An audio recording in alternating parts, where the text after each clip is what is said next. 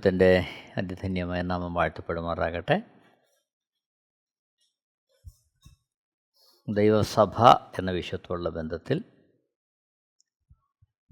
യേശുക്രിസ്തുവിൻ്റെ ദൈവത്വം ആണ് നമ്മളിവിടെ വിചിന്തനം ചെയ്യുവാൻ കർത്താവിൽ ആഗ്രഹിക്കുന്നത്. യേശുക്രിസ്തു പാപമോചകൻ.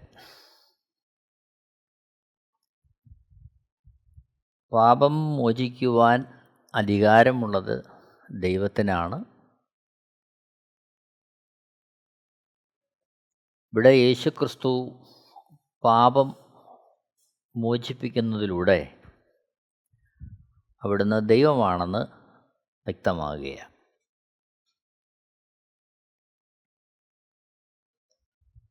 ലൂക്കോസ് എഴുതിയ സുവിശേഷം 5-ാമത്തെ അധ്യായം 18 മുതലുള്ള വാക്യങ്ങൾ.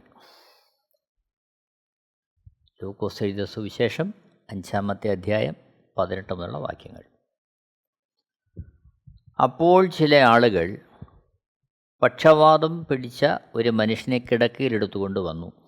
അവനെ അകത്തു കൊണ്ടുചെന്ന് അവൻ്റെ മുമ്പിൽ വയ്പാൻ ശ്രമിച്ചു. പുരുഷാര ഹേതുവായി അവനെ അകത്തു കൊണ്ടു ചെല്ലുവാൻ വഴി കാണാഞ്ഞിട്ട് പുരമേൽ കയറി ഓട് നീക്കി അവനെ കിടക്കയോടെ നടുവിൽ യേശുവിൻ്റെ മുമ്പിൽ ഇറക്കി വെച്ചു. 20-ാമത്തെ വാക്യം. അവരുടെ വിശ്വാസം കണ്ടിട്ട് അവൻ, മനുഷ്യ, നിന്റെ പാപങ്ങൾ മോചിച്ചു തന്നിരിക്കുന്നു എന്ന് പറഞ്ഞു. 21-ാമത്തെ വാക്യം. ശാസ്ത്രിമാരും പരീശന്മാരും, ദൈവദൂഷണം പറയുന്ന ഇവൻ ആർ? ദൈവം ഒരുവനല്ലാതെ പാപങ്ങളെ മോചിപ്പാൻ കഴിയുന്നവൻ ആർ എന്ന് ചിന്തിച്ചു തുടങ്ങി.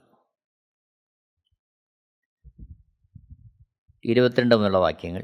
യേശു അവരുടെ ചിന്തകളെ അറിഞ്ഞ് അവരോട്, നിങ്ങൾ ഹൃദയത്തിൽ ചിന്തിക്കുന്നത് എന്ത്?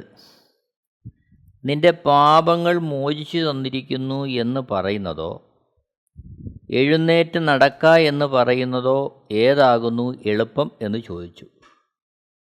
എങ്കിലും ഭൂമിയിൽ പാപങ്ങളെ മോചിപ്പാൻ മനുഷ്യന് അധികാരം ഉണ്ട് എന്ന് നിങ്ങൾ അറിയേണ്ടതിന് അവൻ പക്ഷവാതക്കാരനോട്, എഴുന്നേറ്റ് കിടക്കയെടുത്ത് വീട്ടിലേക്ക് പോക എന്ന് ഞാൻ നിന്നോട് പറയുന്നു എന്ന് പറഞ്ഞു. ഉടനെ അവർ കാണെ അവൻ എഴുന്നേറ്റ് താൻ കിടന്ന കിടക്കയെടുത്ത് ദൈവത്തെ മഹത്വീകരിച്ചും കൊണ്ട് വീട്ടിലേക്ക് പോയി.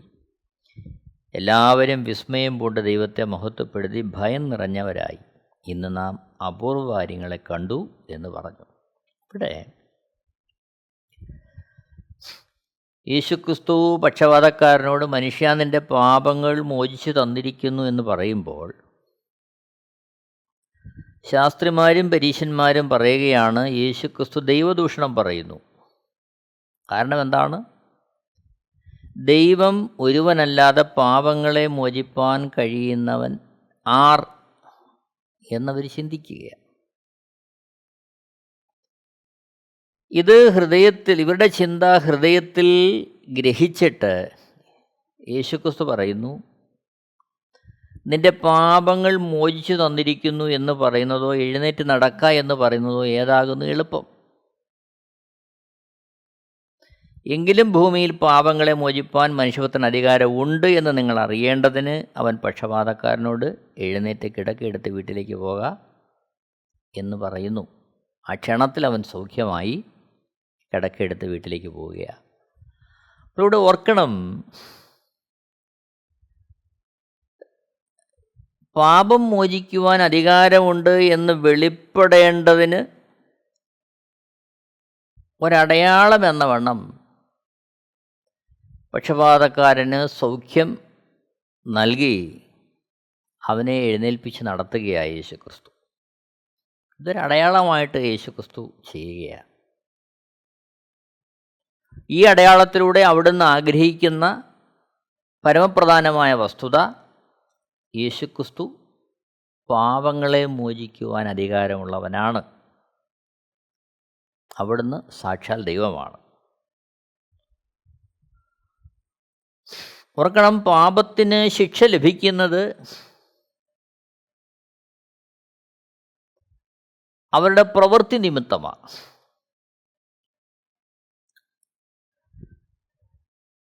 കൊരിന്ത്യർക്ക് എഴുതിയ 2-ാമത്തെ ലേഖനം 5-ാമത്തെ അധ്യായം 10 മുതൽ. കൊരിന്ത്യർക്ക് എഴുതിയ 2-ാമത്തെ ലേഖനം 5-ാമത്തെ അധ്യായം 10-ാമത്തെ വാക്യം.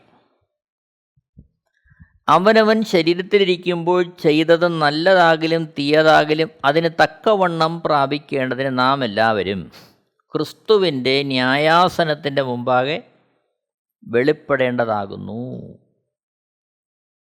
ക്രിസ്തുവിൻ്റെ ന്യായാസനത്തിൻ്റെ മുമ്പാകെ വെളിപ്പെടേണ്ടതാകുന്നു. മത്തായി എഴുതിയ സുവിശേഷം 25-ാമത്തെ അധ്യായം 31 മുതൽ ഉള്ള വാക്യങ്ങളിൽ മനുഷ്യപുത്രൻ തേജസ്സോടെ വരുമ്പോൾ മനുഷ്യനെ അവൻ്റെ പ്രവൃത്തിക്ക് തക്കവണ്ണം പകരം കൊടുക്കുന്നതായിട്ട് നമ്മൾ കാണുന്നുണ്ട്. മത്തായി സുവിശേഷം 25-ാമത്തെ അധ്യായം 31 മുതൽ. മനുഷ്യപുത്രൻ തൻ്റെ തേജസ്സോടെ സകല വിശുദ്ധ ദൂതന്മാരുമായി വരുമ്പോൾ അവൻ തൻ്റെ തേജസ്സിൻ്റെ സിംഹാസനത്തിലിരിക്കും. സകല ജാതികളെയും അവൻ്റെ മുമ്പിൽ കൂട്ടും. അവൻ അവരെ ഇടയൻ ചെമ്മരിയാടുകളെയും കോലാടുകളെയും തമ്മിൽ വേർതിരിക്കുന്നത് പോലെ വേർതിരിച്ച് ചെമ്മരിയാടുകളെ തൻ്റെ വലത്തും കോലാടുകളെ ഇടത്തും നിർത്തും. രാജാവ് തൻ്റെ വലത്തുള്ളവരോട് അരുളിച്ചെയ്യും, എൻ്റെ പിതാവിനാൽ അനുഗ്രഹിക്കപ്പെട്ടവരെ വരുവിൻ, ലോകസ്ഥാപനം മുതൽ നിങ്ങൾക്കായി ഒരുക്കിയിരിക്കുന്ന രാജ്യം അവകാശമാക്കിക്കൊള്ളുവിൻ. ഇങ്ങനെ പറയാൻ കാരണം എന്താ? 35 മുതൽ. എനിക്ക് വിശന്നു, നിങ്ങൾ ഭക്ഷിപ്പാൻ തന്നു, ദാഹിച്ചു, നിങ്ങൾ കുടിപ്പാൻ തന്നു, ഞാൻ അതിഥിയായിരുന്നു, നിങ്ങൾ എന്നെ ചേർത്തുകൊണ്ടു, നഗ്നനായിരുന്നു, നിങ്ങൾ എന്നെ ഉടുപ്പിച്ചു, രോഗിയായിരുന്നു, നിങ്ങൾ എന്നെ കാണുവാൻ വന്നു, തടവിലായിരുന്നു, നിങ്ങൾ എൻ്റെ അടുക്കൽ വന്നു. അതിന് നീതിമാന്മാർ അവനോട്, കർത്താവേ, ഞങ്ങൾ എപ്പോൾ നിന്നെ വിശന്ന് കണ്ടിട്ട് ഭക്ഷിപ്പാൻ തരികയോ ദാഹിച്ച് കണ്ടിട്ട് കുടിപ്പാൻ തരികയോ ചെയ്തു? ഞങ്ങളെപ്പോൾ നിന്നെ അതിഥിയായി കണ്ടിട്ട് ചേർത്തുകൊള്ളുകയോ നഗ്നനായി കണ്ടിട്ട് ഉടുപ്പിക്കുകയോ ചെയ്തു? നിന്നെ രോഗിയായിട്ടോ തടവിലോ എപ്പോൾ കണ്ടിട്ട് ഞങ്ങൾ നിൻ്റെ അടുക്കൽ വന്നു എന്നുത്തരം പറയും? 40-ാമത്തെ വാക്യം.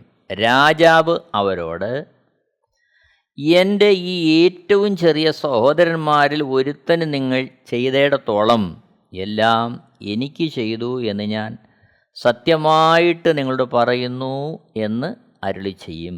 അപ്പോൾ ഇവിടെ അവിടുത്തെ നാമനിമിത്തം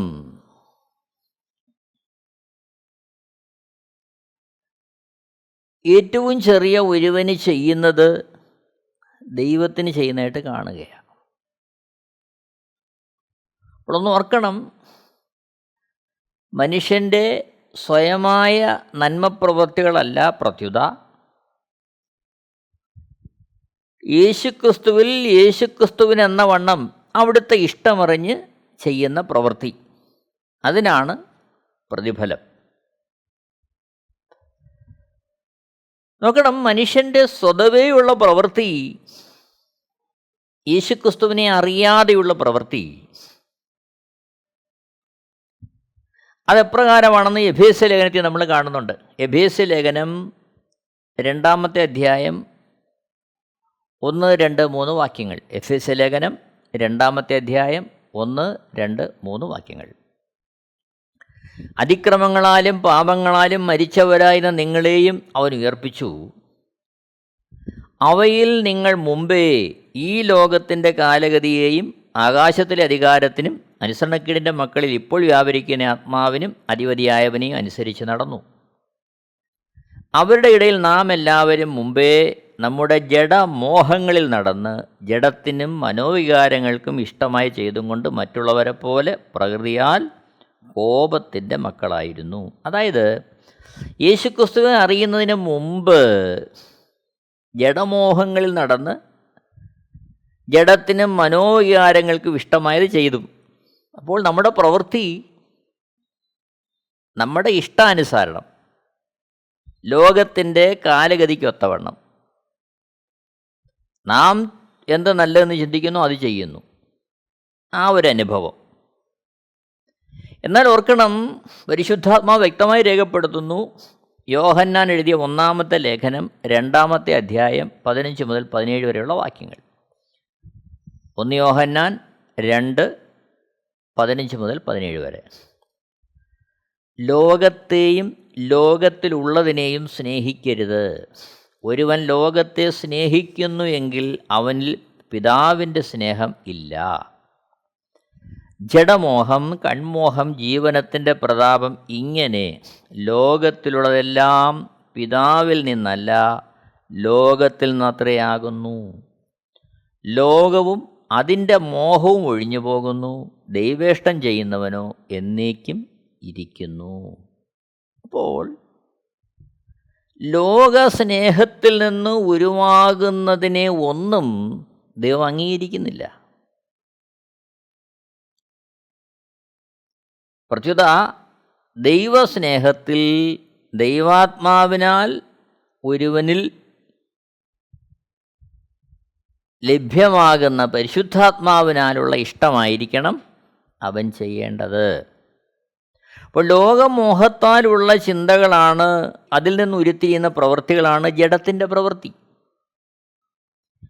അതായത് യേശുക്രിസ്തുവിനെ അറിയാതെ ഈ ലോകത്തിൻ്റെ ഇഷ്ടത്തിനൊത്തവണ്ണം ജീവിക്കുന്ന ഒരുവനിൽ നിന്നുളവാകുന്ന പ്രവൃത്തികൾ ഒരു വേള മനുഷ്യൻ്റെ മുമ്പിൽ അത് നന്മയായിരിക്കും. എന്നാൽ ദൈവത്തിൻ്റെ സന്നിധിയിൽ അത് ദൈവസ്നേഹത്തിൽ നിന്ന് ഉരുത്തിരിയുന്നതല്ല, മറിച്ച് അവൻ്റേതായ പേരിനോ പ്രശസ്തിക്കോ അംഗീകാരത്തിനോ നേട്ടത്തിനോ ഒക്കെ വേണ്ടി ഉളവാകുന്നതാകാം. അതുകൊണ്ട് ആ പ്രവൃത്തികളെ ദൈവം ഒരിക്കലും അതിൽ പ്രസാദിക്കുന്നില്ല.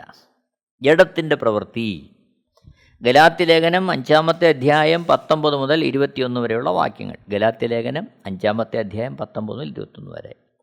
ജഡത്തിൻ്റെ പ്രവൃത്തികളോ ദുർനടപ്പ്, അശുദ്ധി, ദുഷ്കാമം, വിഗ്രഹാരാധന, ആഭിചാരം, പക, പിണക്കം, ജാരശങ്ക, ക്രോധം, ശാഠ്യം, ദ്വന്ദ്വപക്ഷം, ഭിന്നത, അസൂയ, മദ്യപാനം, വെറുക്കൂത്ത് മുതലായവ എന്ന് വെളിവാകുന്നു.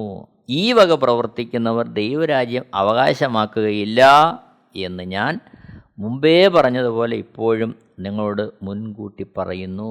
ദൈവത്തിൻ്റെ ആത്മാവിൽ ഭക്തനായ പൗലോസ് രേഖപ്പെടുത്തുകയാണ്. അപ്പോൾ ദൈവം ആഗ്രഹിക്കുന്ന പ്രവൃത്തി എന്താണ്? ദൈവം പ്രസാദിക്കുന്ന പ്രവൃത്തി എന്താണ്? അപ്പോൾ ഏത് പ്രവൃത്തിക്കാണ് ദൈവം പ്രതിഫലം തരുന്നത്, നന്മയെന്ന് കണ്ട് പ്രതിഫലം തരുന്നത്? എഫേസ്യർ 2:10. നാം അവൻ്റെ കൈപ്പണിയായി സൽപ്രവൃത്തികൾക്കായിട്ട് ക്രിസ്തുയേശുവിൽ സൃഷ്ടിക്കപ്പെട്ടവരാകുന്നു. നാം ചെയ്തു പോരേണ്ടതിന് ദൈവം അവ മുന്നൊരുക്കിയിരിക്കുന്നു.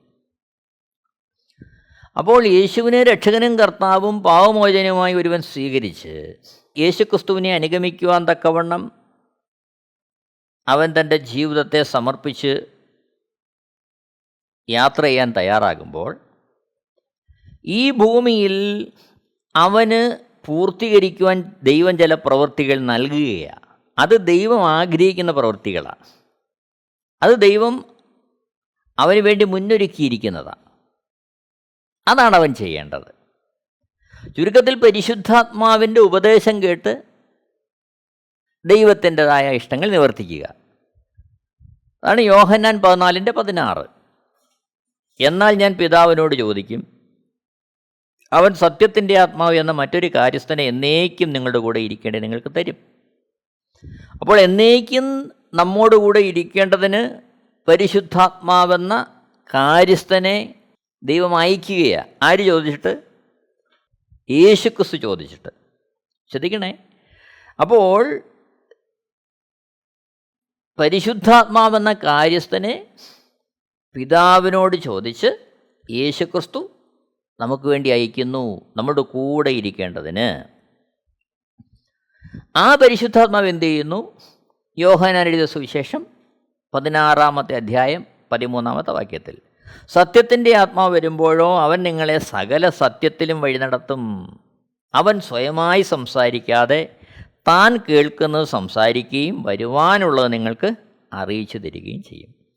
അപ്പോൾ ഇത്തരത്തിൽ പരിശുദ്ധാത്മാവ് നിരന്തരം നമ്മളിൽ ഓർപ്പിച്ചുണർത്തുന്ന ആ പ്രവൃത്തികൾ, അതായത് ദൈവം നമുക്ക് വേണ്ടി ചെയ്യുവാൻ മുന്നൊരുക്കിയിരിക്കുന്ന പ്രവൃത്തികൾ ചെയ്യുന്നതിലൂടെയാണ്, ആ പ്രവൃത്തികളിലൂടെയാണ് നമുക്ക് എന്ത് ചെയ്യുന്നത്? ദൈവസന്നിധിയിൽ പ്രതിഫലം ലഭിക്കുന്നത്. അതായത് ദൈവം പ്രസാദിക്കുന്ന പ്രവൃത്തികളില്ല. പക്ഷേ ആ പ്രവൃത്തി എന്താണ്? ഞാൻ എൻ്റെ പേരിനോ പ്രശസ്തിക്കോ നേട്ടത്തിനോ വേണ്ടി ഞാൻ ചെയ്യുന്ന ചില പ്രവൃത്തികളല്ല. പ്രത്യുത എന്നിൽ വസിക്കുവാൻ ദൈവം നൽകിയിരിക്കുന്ന പരിശുദ്ധാത്മാവ് എന്നെ ഓർപ്പിച്ചുണർത്തുന്ന പ്രവൃത്തികൾ, അത് ദൈവനാമ മഹത്വത്തിനായി നാം ചെയ്യുമ്പോൾ ആ പ്രവൃത്തിക്കാണ് ദൈവം എന്ത് ചെയ്യുന്നത്? പ്രതിഫലം തരുന്നത്. അതാണ് പാപമോചനത്തിലേക്ക് നമ്മളെ നയിക്കുന്നത്.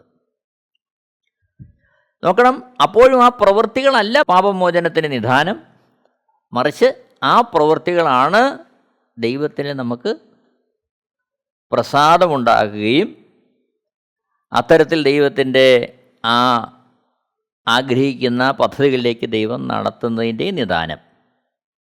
അതാണ് നമ്മൾ മത്തായി സുവിശേഷം 25-ാമത്തെ അധ്യായം 31 മുതൽ 40 വരെയുള്ള വാക്യങ്ങളിൽ നമ്മൾ കണ്ടത്. 40-ാമത്തെ വാക്യത്തിൽ രാജാവ് അവരോട്, എൻ്റെ ഈ ഏറ്റവും ചെറിയ സഹോദരന്മാരിൽ ഒരുത്തന് നിങ്ങൾ ചെയ്തിടത്തോളം എല്ലാം എനിക്ക് ചെയ്തു എന്ന് ഞാൻ സത്യമായിട്ട് നിങ്ങളോട് പറയുന്നു എന്നരുളി ചെയ്തു. എന്നാൽ അത് ചെയ്യാത്തവരെക്കുറിച്ച് എന്താ പറയുന്നത്? 41 മുതൽ, മത്തായി സുവിശേഷം 25-ാമത്തെ അധ്യായം 41 മുതൽ 46 വരെയുള്ള വാക്യങ്ങൾ. പിന്നെ അവൻ ഇടത്തുള്ളവരോട്, ശപിക്കപ്പെട്ടവരെ, എന്നെ വിട്ട് പിശാചിനും അവൻ്റെ ദൂതന്മാർക്കും ഒരുക്കിയിരിക്കുന്ന നിത്യാഗ്നിയിലേക്ക് പോകുവിൻ. എനിക്ക് വിശന്നു, നിങ്ങൾ ഭക്ഷിപ്പാൻ തന്നില്ല. ദാഹിച്ചു, നിങ്ങൾ കുടിപ്പാൻ തന്നില്ല. അതിഥിയായിരുന്നു, നിങ്ങൾ എന്നെ ചേർത്തുകൊണ്ടില്ല. നഗ്നനായിരുന്നു, നിങ്ങൾ എന്നെ ഉടുപ്പിച്ചില്ല. രോഗിയും തടവിലുമായിരുന്നു, നിങ്ങൾ എന്നെ കാൺമാൻ വന്നില്ല എന്നരുളി ചെയ്യും. അതിന് അവർ, കർത്താവേ, ഞങ്ങൾ നിന്നെ വിശക്കുന്നവനോ ദാഹിക്കുന്നവനോ അതിഥിയോ നഗ്നനോ രോഗിയോ തടവിലോ ആയി എപ്പോൾ കണ്ടു? നിനക്ക് ശുശ്രൂഷ ചെയ്യാതിരുന്നു എന്നുത്തരം പറയും. അവൻ അവരോട്, ഈ ഏറ്റവും ചെറിയവരിൽ ഒരുത്തന് നിങ്ങൾ ചെയ്യാഞ്ഞിടത്തോളമെല്ലാം എനിക്കാകുന്നു ചെയ്യാഞ്ഞത് എന്ന് ഞാൻ സത്യമായിട്ട് നിങ്ങളോട് പറയുന്നു എന്ന് ഉത്തരമരുളും. ഇവർ നിത്യദണ്ഡനത്തിലേക്കും നീതിമാന്മാർ നിത്യജീവങ്കിലേക്കും പോകും. അപ്പോൾ ഓർക്കുക, കർത്താവിനെന്ന വണ്ണം കർത്താവിൻ്റെ ഇഷ്ടപ്രകാരം പ്രവർത്തിക്കുവാൻ അവിടുന്ന് നമ്മളെ തിരഞ്ഞെടുത്തിരിക്കുകയാണ്. അത് പരിശുദ്ധാത്മാവിലൂടെ നമ്മളെ അറിയിക്കുകയാണ്. അത് നിമിത്തമാണ് നാം എന്ത് ചെയ്യുന്നത്? നിത്യജീവങ്കിലേക്ക് പ്രവേശിക്കുന്നത്. പാപമോചനത്തിൻ്റെ പൂർണ്ണത നമുക്ക് അവിടെയാണ് ലഭ്യമാകുന്നത്. റോമാലേഖനം 8-ാമത്തെ അധ്യായം 1 മുതൽ 4 വരെയുള്ള വാക്യങ്ങളിൽ, അതുകൊണ്ട് ഇപ്പോൾ ക്രിസ്തുയേശുവുള്ളവർക്ക് ഒരു ശിക്ഷാവിധിയുമില്ല. ജീവൻ്റെ ആത്മാവിൻ്റെ പ്രമാണം എനിക്ക് പാപത്തിൻ്റെയും മരണത്തിൻ്റെയും പ്രമാണത്തിൽ നിന്ന് ക്രിസ്തുയേശുവിൽ സ്വാതന്ത്ര്യം വരുത്തിയിരിക്കുന്നു. 3-ാമത്തെ വാക്യം, ജഡത്താലുള്ള ബലഹീന നിമിത്തം ന്യായപ്രമാണത്തിന് കഴിയാഞ്ഞതിനെ സാധിപ്പാൻ ദൈവം തൻ്റെ പുത്രനെ പാപജഡത്തിൻ്റെ സാദൃശ്യത്തിലും പാപം നിമിത്തവും അയച്ചു. പാപത്തിന് ജഡത്തിൽ ശിക്ഷ വിധിച്ചു. 4-ാമത്തെ വാക്യം, ജഡത്തെ അല്ല ആത്മാവിനെ അത്രേ അനുസരിച്ച് നടക്കുന്ന നമ്മിൽ ന്യായപ്രമാണത്തിൻ്റെ നീതി നിവൃത്തിയാകേണ്ടതിന് തന്നെ. കൊരിന്ത്യർക്ക് എഴുതിയ 2-ാമത്തെ ലേഖനം 5-ാമത്തെ അധ്യായം 21-ാമത്തെ വാക്യം, പാപം അറിയാത്തവനെ നാം അവനിൽ ദൈവത്തിൻ്റെ നീതിയാകേണ്ടതിന് അവൻ നമുക്ക് വേണ്ടി പാപം ആക്കി. 1 പത്രോസ് 2-ാമത്തെ അധ്യായം 24-25 വാക്യങ്ങൾ. 1 പത്രോസ് 2-ാമത്തെ അധ്യായം 24-25, നാം പാപം സംബന്ധിച്ച് മരിച്ച് നീതിക്ക് ജീവിക്കേണ്ടതിന് അവൻ തൻ്റെ ശരീരത്തിൽ നമ്മുടെ പാപങ്ങളെ ചുമന്നുകൊണ്ട് ക്രൂശന്മേൽ കയറി. അവൻ്റെ അടിപ്പിണരാൽ നിങ്ങൾക്ക് സൗഖ്യം വന്നിരിക്കുന്നു. നിങ്ങൾ തെറ്റി ഉഴലുന്ന ആടുകളെപ്പോലെയായിരുന്നു. ഇപ്പോഴോ നിങ്ങളുടെ ആത്മാക്കളുടെ ഇടയനും അധ്യക്ഷനുമായവങ്കിലേക്ക് മടങ്ങി വന്നിരിക്കുന്നു. അപ്പോൾ ഇവിടെ ഓർക്കണം, ഈ പാപമോചനം യേശുക്രിസ്തു നൽകുന്നു. അതെപ്രകാരമാണ് നൽകുന്നത്? അവിടുന്ന് ഭൂമിയിലായിരുന്നപ്പോൾ അപൂർവം ചിലരോട് പാപങ്ങളെ മോചിച്ചിരിക്കുന്നു എന്ന് പറയുന്നു. എന്നാൽ ഇന്ന് ഈ കാലഘട്ടത്തിൽ യേശുക്രിസ്തുവിൻ്റെ മരണ അടക്ക പുനരുത്ഥാനത്തിന് ശേഷം, ഈ 2000 വർഷങ്ങൾക്ക് ശേഷം എങ്ങനെയാണ് ഒരു മനുഷ്യന് പാപത്തിൻ്റെ മോചനം ലഭിക്കുന്നത്? യേശുക്രിസ്തുവിൻ്റെ ക്രൂശീകരണത്തിന് ശേഷം എങ്ങനെയാണ് ഒരു മനുഷ്യന് പാപത്തിൻ്റെ മോചനം ലഭിക്കുന്നത്? അത് ഇപ്രകാരമാണ്. എപ്രകാരം? നാം പാപം സംബന്ധിച്ച് മരിച്ച് നീതിക്ക് ജീവിക്കേണ്ടതിന് അവിടുത്തെ ശരീരത്തിൽ നമ്മുടെ പാപങ്ങളെ ചുമന്നുകൊണ്ട് ക്രൂശന്മേൽ കയറി. അപ്പോൾ നമ്മൾ തിരിച്ചറിയണം. അപ്പോൾ യേശുക്രിസ്തു ഉയർത്തെഴുന്നേറ്റു, സ്വർഗത്തിലേക്ക് കയറി, പിതാവിൻ്റെ സന്നിധിയിലേക്ക് പോയി. പരിശുദ്ധാത്മാവെന്ന കാര്യസ്ഥനെ അവിടുന്ന് ചോദിച്ച് നമുക്ക് വേണ്ടി അയച്ചു തന്നു. ഇന്ന് പരിശുദ്ധാത്മാവ് ഒരു കാര്യസ്ഥനായി ഏതൊരു മനുഷ്യനും വസിക്കുവാൻ ആഗ്രഹിക്കുകയാണ്. അപ്പോൾ ആ കാര്യസ്ഥൻ്റെ സമ്പൂർണ്ണ ഹിതം നിറവേറുവാൻ തക്കവണ്ണം നാം നമ്മെ തന്നെ ലഭ്യമാക്കുക. അതാണ് ഇന്ന് പാപമോചനം അനുഭവിക്കുവാൻ നാം ചെയ്യേണ്ടുന്ന കാര്യം, വസ്തുത. 2 കൊരിന്ത്യർ 5-ാമത്തെ അധ്യായം 14 മുതൽ 18 വരെയുള്ള വാക്യങ്ങൾ. 2 കൊരിന്ത്യർ 5-ാമത്തെ അധ്യായം 14 മുതൽ 18 വരെ. ക്രിസ്തുവിൻ്റെ സ്നേഹം ഞങ്ങളെ നിർബന്ധിക്കുന്നു.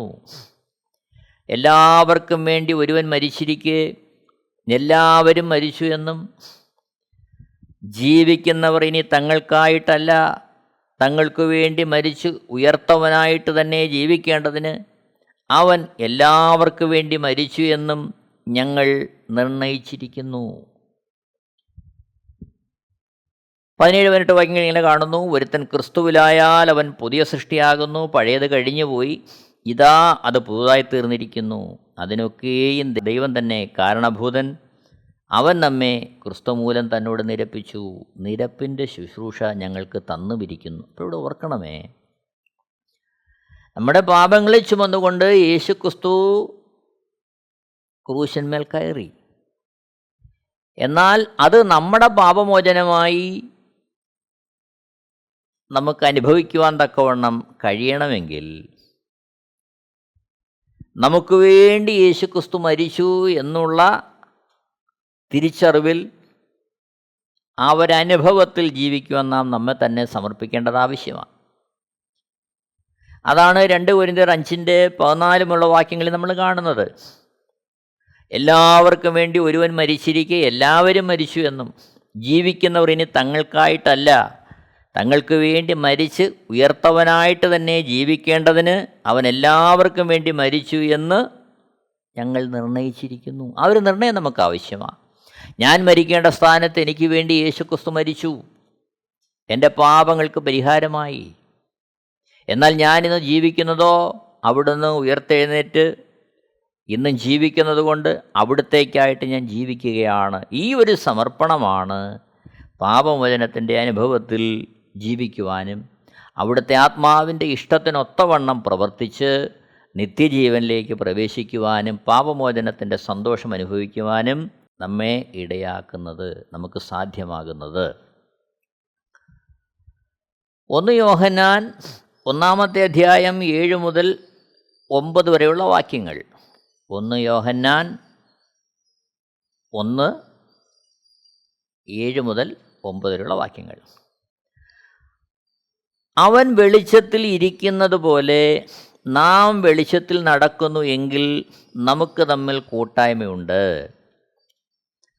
അവൻ്റെ പുത്രനായ യേശുവിൻ്റെ രക്തം സകല പാപവും പോക്കി നമ്മെ ശുദ്ധീകരിക്കുന്നു. നമുക്ക് പാപം ഇല്ല എന്ന് നാം പറയുന്നു എങ്കിൽ നമ്മെ തന്നെ വഞ്ചിക്കുന്നു, സത്യം നമ്മിൽ ഇല്ലാതെയായി. നമ്മുടെ പാപങ്ങളെ ഏറ്റുപറയുന്നു എങ്കിൽ അവൻ നമ്മോട് പാപങ്ങളെ ക്ഷമിച്ച് സകല അനീതിയും പോക്കി നമ്മെ ശുദ്ധീകരിപ്പാൻ തക്കവണ്ണം വിശ്വസ്തനും നീതിമാനുമാകുന്നു. അപ്പോൾ യേശുക്രിസ്തു പാപമോചകനാണ്. തന്നിമിത്തം അവിടുന്ന് സാക്ഷാൽ ദൈവമാണ്. ആ പാപമോചനത്തിൻ്റെ സന്തോഷവും അതിൻ്റെ ജയവും അനുഭവിക്കുവാൻ കഴിയണമെങ്കിൽ യേശുക്രിസ്തുവിൻ്റെ ക്രൂശ് മരണം നമുക്ക് വേണ്ടി ആയിരുന്നു എന്നുള്ള തിരിച്ചറിവിൽ യേശുക്രിസ്തുവിനായി സമർപ്പിച്ച് ആ അനുഭവത്തിലും പരിശുദ്ധാത്മാവിൻ്റെ ഉപദേശം കേട്ട് ജീവിക്കുവാനുള്ള സമർപ്പണത്തിലും നാം ആയിരിക്കേണ്ടത് ആവശ്യമാണ്. അപ്പോൾ തന്നെ അനുദിന ജീവിതത്തിൽ വാക്കുകൊണ്ടോ ചിന്ത കൊണ്ടോ നിരൂപണം കൊണ്ടോ ഒക്കെ നമ്മളിൽ നിന്ന് വീഴ്ച ഭവിച്ചു എന്ന് വരാം. എന്നാൽ അവിടെയും നമ്മളെ ശുദ്ധീകരിച്ച് നിർത്തുവാൻ യേശുക്രിസ്തുവിൻ്റെ രക്തം ഇന്നും പര്യാപ്തമാണ്. അതാണ് 1 യോഹന്നാൻ 1-ാമത്തെ അധ്യായം 7 മുതൽ 9 വാക്യങ്ങളിൽ നമ്മൾ കണ്ടത്. അവൻ്റെ പുത്രനായ യേശുവിൻ്റെ രക്തം സകല പാപവും പോക്കി നമ്മെ ശുദ്ധീകരിക്കുന്നു. അതെങ്ങനെയാണ് സ്വായത്തമാക്കുന്നത്? നമ്മുടെ പാപങ്ങളെ ഏറ്റുപറയുന്നു എങ്കിൽ അവൻ നമ്മോട് പാപങ്ങളെ ക്ഷമിച്ച് സകല അനീതിയും പോക്കി നമ്മെ ശുദ്ധീകരിപ്പാൻ തക്കവണ്ണം വിശ്വസ്തനും നീതിമാനുമാകുന്നു. അപ്പോൾ പ്രായോഗിക ജീവിതത്തിൽ നമ്മുടെ ജീവിതത്തിൽ വീഴ്ച സംഭവിക്കുമ്പോൾ അതേറ്റുപറഞ്ഞ് ഉപേക്ഷിച്ച് യേശുക്രിസ്തുവിൻ്റെ രക്തത്താൽ കഴുകൽ പ്രാപിച്ച് യേശുക്രിസ്തുവിടെ ഒരുക്കുന്ന പാപക്ഷമയുടെ സന്തോഷം അനുഭവിച്ച് ആ നിത്യജീവനിലേക്ക് പ്രവേശിക്കുവാൻ നമുക്കിടയായിത്തീരും.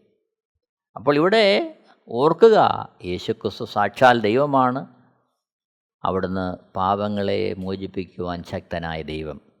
ഒരു നിമിഷം നമുക്ക് നമ്മുടെ ജീവിതങ്ങളെ കർത്താവിൻ്റെ പാദപീഠത്തിലേക്ക് സമർപ്പിക്കാം. വിശുദ്ധിയിലും നിർമ്മതയിലും കർത്താവിൻ്റെ ആ ഇഷ്ടമറിഞ്ഞ് ജീവിക്കുവാൻ നമ്മളെ തന്നെ സമർപ്പിക്കാം. ദൈവം എല്ലാവരെയും ധാരാളമായിട്ട് അനുഗ്രഹിക്കട്ടെ. ദൈവത്തിൻ്റെ അതിശ്രേഷ്ഠമായ നാമം മഹത്വപ്പെടുമാറാകട്ടെ. ആമേൻ.